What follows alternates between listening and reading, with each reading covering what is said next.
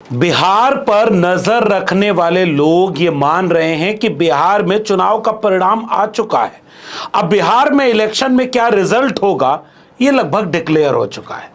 Bharatiya Janata party पूर्ण बहुमत से सरकार बनाएगी। अटल बिहारी वाजपेयी के सपनों को पूरा करने के लिए बीजेपी का पूर्णकालिक एक मुख्यमंत्री बनाया जाएगा। आपको लगेगा कि यह बात क्यों कही जा रही है? यह बात एसआईआर का जो पूरा काम चल रहा है उसके सामने यही बात तो सबको समझ में आ रही है कि जो हो रहा है इससे तो यही लग रहा है कि भारतीय जनता पार्टी के पक्ष में एसआईआर हो रहा है। भारतीय जनता पार्टी के नेता एसआईआर का बचाव कर रहे हैं, वो एसआईआर के पक्ष में बोल रहे हैं और जितनी भी लापरवाहियां इस सूची में आई हैं उसका मजाक उड़ाया जा रहा है। मिसाल के तौर पर एक लापरवाही सबसे पहले आप देखिए, एक लिस्ट जारी की गई कि तेजस्वी यादव का नाम वोटर लिस्ट से कटा नहीं है और जो पूरा पन्ना जब जारी किया गया तो उसी पन्ने पर उन्हीं के मकान में रहने वाले व्यक्ति को उनके परिवार का कोई जानता ही नहीं, उनके बगल में उनका नाम है। दूसरा और सबसे दिलचस्प काम हुआ, एक पन्ना लिस्ट की तरह वायरल किया गया 107 नंबर मकान, और 107 नंबर मकान जिसमें हर जाति और हर धर्म के लोग वोटर बनाए गए हैं। आरजेडी ने ट्वीट करते हुए लिखा कि मकान नंबर 107 को चुनाव आयोग जिला क्यों नहीं घोषित कर देता। ऐसे ही हुआ है विशेष गहन पुनरीक्षण। चुनाव आयोग के अधिकारियों को इसके लिए भाजपा की ओर से विभिन्न पोस्ट रिटायरमेंट स्कीमों और नियुक्तियों का लाभ मिलेगा। मैं चाहता हूं कि अपनी स्क्रीन पर इस 107 नंबर मकान को देखिए और मैं केवल नाम पढ़ देना चाहता हूं। 107 नंबर मकान में राजेंद्र प्रसाद पति के रूप में प्रभावती देवी के। उसी 107 नंबर मकान में दिलीप कुमार त्रिपाठी भी रहते हैं जो शिवजी त्रिपाठी के पुत्र हैं। अमिता त्रिपाठी भी रहती हैं। उसी 107 नंबर मकान में नंदकिशोर प्रसाद भी रहते हैं जो सखी चंद के बेटे हैं। उसी 107 नंबर में मंजू सिन्हा भी रहती हैं जो रवि सिन्हा की पत्नी है। उसी 107 नंबर मकान में वीर बहादुर राम भी रहते हैं, आलोक सिन्हा भी रहते हैं, समरेश सिंह भी रहते हैं, मोहम्मद साबिर भी रहते हैं जो गुलाम मुस्तफा के पुत्र हैं, शैलेश कुमार रहते हैं जो राम बाबू पथिक के बेटे हैं, और मोहम्मद सफी आलम रहते हैं जो गुलाम मुस्तफा के बेटे। और उसी में 108 नंबर मकान भी है जिसमें शिव शंकर पासवान का परिवार भी रहता है, राजेंद्र गोस्वामी का परिवार भी रहता है और दोनों साथ में रहते हैं। यह है बिहार का क्या गजब का समाजवाद। एक ही मकान नंबर में मुस्लिम, हिंदू, त्रिपाठी, राम, सिन्हा सब रहते हैं। अब चुनाव आयोग कुछ दिन बाद इसका कोई स्पष्टीकरण जारी कर देगा और कहेगा कि नहीं ये तो मामला ये था। जैसे कई मामले ऐसे आए जिनमें वो स्पष्टीकरण जारी कर देगा, फिर कहेगा कि अच्छा फिर भी अगर आपको लगता है कि वोटर लिस्ट में कुछ गड़बड़ है तो आप सुधार दीजिए, 1 हफ्ते का समय भी तो दिया जा रहा है, आप सुधार लेंगे। सवाल इस बात का उठ रहा है कि इतनी सारी गड़बड़ियां क्यों हो रही हैं? लोग मीम बना करके कह रहे हैं कि निर्वाचक का नाम मोहम्मद सनाउल्लाह और पति का नाम अरविंद कुमार। मैं चाहता हूं कि उसके साथ एक और लिस्ट देखिए। अजीत अंजुम दिल्ली के पत्रकार, उनके ऊपर बेगूसराय में मुकदमा हुआ जब उन्होंने जमीन पर जाकर के बीएलओ से जांच की कि बीएलओ कैसे काम कर रहा है, और उसके बाद हड़कंप मच गया, हंगामा मच गया कि भाई ये पत्रकार पत्रकारिता क्यों करने लगा। उसी अजीत अंजुम नामक पत्रकार ने एक ट्वीट किया है जो चुनाव आयोग नामक संस्था को जरा देखना चाहिए और डीएम बेगूसराय को भी देखना चाहिए। ट्वीट में अजीत अंजुम लिखते हैं कि बेगूसराय के डीएम साहब, आपके जिले के साहबपुर कमाल विधानसभा के बूथ नंबर 107 की ड्राफ्ट लिस्ट में मृतकों के नाम कैसे शामिल किए गए? 2 नाम फिलहाल आपको दे रहा हूं, ऐसे और भी कई नाम है। प्रेम कुमार का निधन 2024 जून में हो चुका है, ये केंद्रीय मंत्री गिरिराज सिंह के रिश्तेदार भी हैं। अभिनंदन कुमार का निधन 2023 में हो चुका है। इसी विधानसभा में बीएलओ की तरफ से अधूरे फॉर्म जमा किए जाने की रिपोर्टिंग की वजह से मुझ पर आपने एफआईआर करवाई और उन्होंने सबूत के तौर पर वो दोनों नाम जारी कर दिए। फिर ये सारे काम हो कैसे रहे? आपको कल वाली वीडियो में मैंने बताया, फिर से जानिए। बिना फोटो के वोटर लिस्ट में नाम आ गया जिसमें फोटो 14 साल के बच्चे की है, उम्र लिखा है 64 साल, हस्बैंड का नाम हस्बैंड, वाइफ का नाम वाइफ, घर का नाम घर, इंसान का नाम इंसान लिख देते। भूल तो नहीं गए कि उसी में डॉग महोदय यानी कुत्ता महोदय और सोनालिका ट्रैक्टर का भी फॉर्म भर गया था, और बाद में चुनाव आयोग ने कहा कि नहीं साहब, हमने प्रमाणित थोड़ा किया, बना थोड़ा ही है वो। ये है चुनाव आयोग की प्रक्रिया। इसीलिए तो हमने शुरू में कहा कि जब आपकी प्रक्रिया ऐसी है और भारतीय जनता पार्टी के नेता समर्थन में उतरे हुए हैं, मुख्यमंत्री, उप मुख्यमंत्री, सारे बीजेपी के प्रवक्ता एसआईआर का फेवर कर रहे हैं, कैसे ये संभव है? चुनाव आयोग अलग संस्था है, सरकार अलग संस्था है। सरकार अपना काम करे, चुनाव आयोग अपना काम करे। चुनाव आयोग का समर्थन बीजेपी के नेता कैसे कर सकते हैं? ये सम्राट चौधरी इतना फेवर क्यों कर रहे हैं? 64 लाख लोगों का नाम कटा है, उनमें से दैनिक भास्कर की रिपोर्ट क्या कहती है, इसका जवाब बीजेपी के नेता देंगे या चुनाव आयोग देगा? आप जरा कमेंट करके बताइएगा। हेडिंग देखिए, जहानाबाद की मुस्लिम बस्ती में 200 नाम कटे, नए वोटर लिस्ट पर लोगों का विरोध, बोले एक ही कागज पर कुछ नाम जोड़े गए और कुछ के काट दिए गए। इस पूरी खबर के मुताबिक ये कहा गया है कि वार्ड नंबर 32 के जाफरगंज मोहल्ले में जब सूची सार्वजनिक हुई तो लोगों ने देखा कि तकरीबन 200 लोगों का नाम वोटर लिस्ट से गायब है। स्थानीय लोगों का कहना है कि एक ही दस्तावेज पर कुछ लोगों के नाम आए हैं, कुछ के काट दिए गए हैं। जैसे मोहम्मद नवाज जो जाफरगंज निवासी हैं, वो कहते हैं कि घर के 5 लोगों ने फॉर्म भरा, 4 का आया, मेरा नहीं आया, जबकि सभी में एक ही दस्तावेज लगाए गए थे। अगर पेपर में गलती थी तो भाई का कैसे बना? मोहम्मद कुर्बान आलम कहते हैं, मैंने फॉर्म भरा था, 2003 के जो भी पेपर मांगे गए थे मैंने दिए, मेरी पत्नी का नाम है लेकिन मेरा नहीं है। नाम कटने के बाद से मैं टेंशन में हूं। दैनिक भास्कर की रिपोर्ट ये दावा करती है कि बिहार के किशनगंज, अररिया, पूर्णिया, कटिहार और दरभंगा, इन 5 जिलों को ही मिला लें तो 9,65,000 वोट काटे गए, यानी मुसलमान वोट ज्यादा कटवाए गए हैं। अब आपको लगेगा कि यह बात क्यों कही जा रही है, हिंदू मुसलमान क्यों किया जा रहा है? अरे साहब, उत्तर प्रदेश की याद आती है मुझे बार बार। कुंदरकी में चुनाव हो रहा था, मुस्लिम वोटरों के सामने बंदूक लेके पुलिस खड़ी हो गई और जितने मुसलमान वोट डालने जाते थे पीट करके, मार करके, लाठी चार्ज करके घर से नहीं निकलने दिया गया और उनको वोट नहीं डालने दिया गया। मैं चाहता हूं कि एक वीडियो बड़ा वायरल हुई थी, एक मुसलमान टीवी पर गाली भी देते हैं कि जब उनसे पत्रकार पूछता है कि आपने वोट डाल लिया, तो उन्होंने कहा ना, तो कहा क्यों नहीं डाले, तो कहा जैसे ही वोट डालने गए पुलिस वाला गाली देकर के बोला कि ये बुढ़ा फिर आ गया। उसी उत्तर प्रदेश में मुसलमानों ने मैं जिंदा हूं के पोस्टर लगा करके लखनऊ में प्रोटेस्ट किया। अखिलेश यादव ने यहां तक कहा कि यादव मुस्लिम देख करके वोट काटे गए।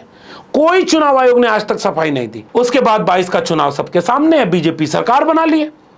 राहुल गांधी इसीलिए बात कह रहे हैं। इसीलिए इस वीडियो की शुरुआत में मैंने कहा कि इस बिहार चुनाव परिणाम आ चुका है। अगर एसआईआर पर सुप्रीम कोर्ट ने रोक नहीं लगाई, सुप्रीम कोर्ट ने यही कहा था ना जुलाई के आखिरी हफ्ते में, जब इस बात की कार्रवाई चल रही थी कि अगर बहुत ज्यादा नाम काटे गए, बहुत दिक्कत आई तो हम हस्तक्षेप करेंगे। क्या चुनाव आयोग हस्तक्षेप करेगा? जैसे योगेंद्र यादव जो इस पूरी प्रक्रिया में एक याची के तौर पर अपना पक्ष रख रहे हैं कि एसआईआर की प्रक्रिया बहुत गड़बड़ है, कोर्ट में गए हुए हैं, उन्होंने बाकायदे एक ट्वीट जारी करते हुए कहा कि कैसे स्क्रोल की रिपोर्ट के मुताबिक मुसलमानों ही नहीं, महिलाओं तक के भी नाम काटे जाने का पूरा खेल बिहार में खेला जा रहा है। स्क्रोल की रिपोर्ट को शेयर करते हुए उन्होंने कहा कि कैसे बिहार में ड्राफ्ट सूची में सबसे अधिक बाहर किए गए जिले महिलाओं और मुस्लिम बाहुल्य हैं।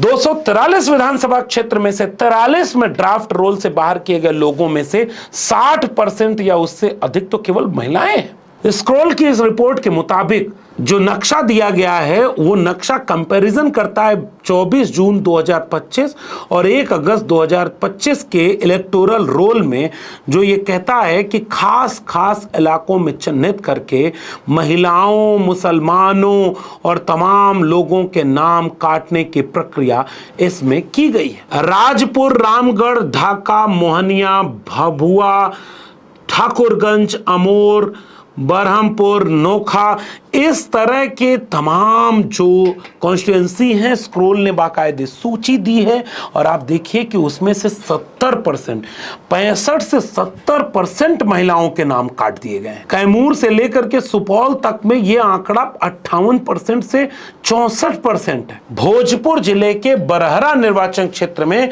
मतदाता सूची में से बाहर किए गए 75% लोग पुरुष हैं और मुस्लिम इलाके जहां हैं, स्क्रोल की रिपोर्ट बाकायदे आंकड़े देकर के बता रही है कि उन मुस्लिम इलाकों में से नाम काटे जा रहे हैं। भारतीय जनता पार्टी की पॉलिटिक्स पूरे देश ने दुनिया को स्पष्ट है कि एक भी मुसलमान को टिकट नहीं देना है, एक भी मुसलमान का वोट नहीं लेना है। यह तो होता तो सामान्य बात थी कि चलो आपको मुसलमानों से नफरत है, आप किसी को टिकट नहीं देते, आप किसी के लिए वोट नहीं मांगते। बीजेपी की राजनीति है मुसलमान विरोध की, और जो मुसलमान विरोध की राजनीति है, इसलिए मुसलमान जो बीजेपी को हराता है, दंगाई बीजेपी को हराता है, उसके साथ खड़ी होती। तो जब मुसलमान प्रमुख विपक्षी महागठबंधन के साथ खड़ा है तो बीजेपी को पता है कि ये तो हमें वोट नहीं देगा, तो इनको एक तरफ से नाम निकाल दो। फिर टीवी पर बैठ करके कोई चित्रा त्रिपाठी नाम की एंकर अपने त्रिपाठी होने पर अहंकार और गर्व के साथ प्राइम टाइम डिबेट करेगी कि तेजस्वी यादव ने झूठ बोला, उनके 2 एपिक नंबर कैसे हैं, उनका वोटर कार्ड बना था फिर भी उन्होंने झूठ क्यों बोला, और अपनी जाति पर अहंकार करती हुई जो डिबेट कराएगी उसमें इस बात पर चिंता नहीं होगी कि इतना सारा फ्रॉड अगर एसआईआर में है तो एक डिबेट उस पर भी करा लो। पिछड़ी जाति से आते हैं, नेता प्रतिपक्ष तेजस्वी यादव पिछड़ी जाति से आते हैं, फिर भी पिछड़ा रह गया। अरे आगे बढ़िए भाई जाति से आप लोग। अरे मेरे क्या हिम्मत है, मैं तो बता रही हूँ 3 बड़े चेहरे, फिर भी इस देश का ये हाल है, वह प्रदेश का, बिहार का हो गया। जब तक आप चित्रा त्रिपाठी अपने नाम के पीछे की त्रिपाठी नहीं हटा देते। अरे मैं, मुझे गर्व है, मैं त्रिपाठी हूँ, माँ बाप का दिया हुआ त्रिपाठी शब्द है। क्यों मैं शर्म करूँ, क्यों मैं शर्म करूँ? जो माँ बाप के नाम के आगे से टाइटल मिले उसमें सौभाग्य माना जाना चाहिए। ये रोना बंद कीजिए। शर्मा जी, आप चित्रा कुशवाहा क्यों नहीं है, चित्रा मेहता क्यों नहीं? अरे मेरे माँ बाप जहाँ से आते उन्होंने नाम दिया, मैंने खुद से नहीं रखा था नाम बदलकर, वो कुछ और रख देते, मैं उसको स्वीकार कर लेती। ये तो फक्र की बात होनी चाहिए, मेरे लिए फक्र की बात होनी चाहिए। माँ बाप का नाम साथ में जुड़ा हुआ है, इसमें रोने की जरूरत नहीं है। के शर्मा जी क्लोजिंग कमेंट जल्दी से। अब सब के शर्मा जी आप लोग का पिछड़े मुख्यमंत्री हैं तो भी यही हाल, और किसी का वहां पर कुछ हो नहीं पा रहा है भला। इस वीडियो को देखने के बाद आपको लग रहा था कि ये पत्रकार है, ये वही पत्रकार है जो बीजेपी के फेवर में रोज पत्रकारिता करते हैं, लेकिन आपको फर्क पड़ता है ना किसी को।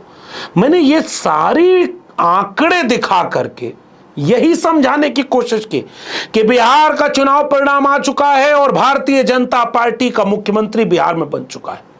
अगर यही एसआईआर हुआ तो यही होगा। जब बीजेपी उसका फेवर कर रही है, सम्राट चौधरी ट्वीट पे ट्वीट कर रहा है, विजय सिन्हा बयान दे रहा है, बीजेपी के प्रवक्ता टीवी पर बैठकर एसआईआर को अच्छा बता रहे हैं और पूरा विपक्ष संसद में मांग कर रहा है कि चर्चा तो करा लो, एसआईआर पर बहस तो करा लो। चुनाव आयोग से कहा जाता है कि एक बयान तो जारी कर दो। जितने सवाल तेजस्वी यादव ने पूछे, जरा फिर से इन सवालों को देख लो। इन सवालों में से सबसे अहम सवाल कि 65 लाख में से मारे गए लोग जो मर गए हैं उनका नाम 6 महीने पहले की सूची में क्यों नहीं कटा, और अभी कटा है तो जिंदा लोगों का नाम क्यों कट गया? इसका जवाब क्या देगी? चुनाव आयोग केवल यही कहेगा, फिर ऐड निकाल देगा टीवी पर कि भाई 1 हफ्ते का समय है, 15 दिन का समय है, फिर अपना डाल दो, प्रमाण देने के लिए 11 डॉक्यूमेंट हैं, फिर से दे दो, नाम जोड़ देंगे। सवाल यह कि काटे कैसे? प्रक्रिया, इसका मतलब दिक्कत मतलब है कि नहीं? उस प्रक्रिया पर जवाब तुम क्यों नहीं दे रहे हो? और जितने सवाल आज तक उठाए गए, पत्रकारों पर मुकदमे करने से विपक्षी दलों को चुनाव हारने तक बताने में, एक का भी जवाब चुनाव आयोग ने क्यों नहीं दिया? चुनाव आयोग ने तेजस्वी यादव के इस सवाल का जवाब क्यों नहीं दिया कि जो लोग स्थानांतरित हो गए हैं, कल को वो बिहार में लौटे तो उनको तो नागरिकता ही नहीं मिलेगी, क्योंकि उनका नाम वोटर लिस्ट से काट दिया, बाकी किसी को तुम नागरिकता प्रमाण मानते नहीं। तो फिर उनका क्या होगा? उनका क्या होगा जो परमानेंट स्थानांतरित कर दिए गए 30 लाख लोग होंगे? आप कर क्या रहे हो? और इसी को लेकर के चंद्रबाबू नायडू ने चिंता जताई थी कि यह एसआईआर पूरे देश में होने जा रहा है, फिर देश में चुनाव की जरूरत क्या होगी? बीजेपी का मुख्यमंत्री, बीजेपी का प्रधानमंत्री, बीजेपी का राष्ट्रपति, बीजेपी का चुनाव आयुक्त, बीजेपी का इलेक्शन कमीशन का सब कुछ। और इसीलिए मुझे राहुल गांधी की ये वाली बात फिर से याद आती है, और अखिलेश यादव की भी, जब राहुल गांधी ने कहा कि तुम जो लोग ये देश के विरोध में काम कर रहे हो, अगर सरकार बदली तो एक एक को चुन चुन के जवाब मिलेगा, इसीलिए वो सब सरकार ही नहीं बदलने देंगे। और फिर से देखना बिहार में बीजेपी जीत जाएगी अगर यही हुआ तो।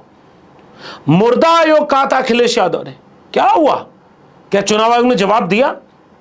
इसी तरह से यही प्रक्रिया रही तो बिहार में चुनाव का कोई मतलब नहीं निकलेगा। हालांकि विपक्ष अपनी भूमिका निभाने के लिए राहुल गांधी ने, तेजस्वी यादव ने, लेफ्ट ने, भाकपा माले ने बिहार के गांव-गांव, जिले-जिले जाने के लिए रक्षाबंधन के बाद ऐलान कर दिया है कि हम सड़कों पर उतरेंगे। बिहार इसको सामान्य ढंग से लेने वाला नहीं है और बिहार लड़ेगा कि इस तरह का लोकतंत्र की हत्या नहीं चलेगी। और कल सदन चलने वाला है और कल संसद से लेकर के सड़क तक इस मांग को उठाया जाएगा। मैं आपसे चाहता हूं कि जितने आंकड़े हमने आपकी स्क्रीन पर दिखाए, इन आंकड़ों के मुताबिक क्या आपको एसआईआर पर भरोसा हो रहा है? क्या एसआईआर बीजेपी के लिए काम नहीं कर रहा? क्या एसआईआर के साथ चुनाव आयोग की पूरी संदिग्धता मिट्टी में नहीं मिल गई है? इस पर अपनी टिप्पणी नीचे कमेंट बॉक्स में जरूर दीजिएगा। अगर ये वीडियो जरूरी लगे तो इसे हर व्यक्ति तक पहुंचाना आपकी जिम्मेदारी है। नागरिक जागरूक रहेगा तभी लोकतंत्र बचेगा। मुर्दा नागरिक न लोकतंत्र बचा सकता है न अपने बच्चों का कल। इसलिए इस वीडियो को शेयर करिएगा। इस वीडियो में इतना ही। अगर आपने अब तक मेरे चैनल को सब्सक्राइब न किया है तो जाते जाते चैनल को सब्सक्राइब कर लीजिए। बेल आइकॉन यानी घंटी की बटन दबाएंगे तो अगले वीडियो की सूचना मिलेगी। ज्वाइन करेंगे तो हमें आर्थिक मदद मिलेगी। अगर आप इस वीडियो को ट्विटर यानी एक्स या फेसबुक पर देख रहे हैं तो हमें फॉलो करना मत भूलिए। फिर मिलेंगे, तब तक के लिए बहुत बहुत धन्यवाद।